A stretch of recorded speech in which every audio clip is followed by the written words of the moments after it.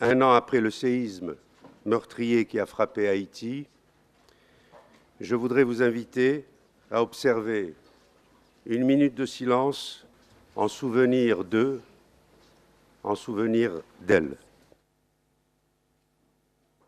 Cette journée, mesdames et messieurs, n'est pas une commémoration, c'est une journée d'action. L'UNESCO n'a pas la vocation à intervenir dans l'urgence et notre action se situe sur le long terme. Nous entrons maintenant dans cette phase et nous allons être en première ligne.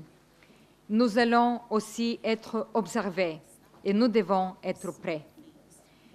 Notre programme d'action est sur la table. Il a été élaboré en concertation avec les autorités. Il doit maintenant être financé et je demande aujourd'hui solennellement le concours de tous. Les femmes, les hommes et tous ces jeunes qui espéraient participer aux grands travaux pour bâtir de toute leur force un pays de rêve se retrouvent aujourd'hui frustrés, découragés, alors qu'ils voulaient être inclus. Ils rêvent d'institutions fortes et dotées de capacités d'agir pour le bien commun et le bien de l'ensemble.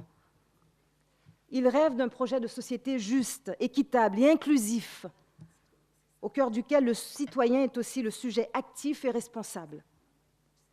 Ils rêvent d'un territoire et d'un environnement protégés. Ils rêvent aussi d'un grand respect et d'une mise à contribution de la richesse culturelle en Haïti et du renforcement aussi des initiatives locales qui sont nombreuses, du renforcement aussi des liens sociaux.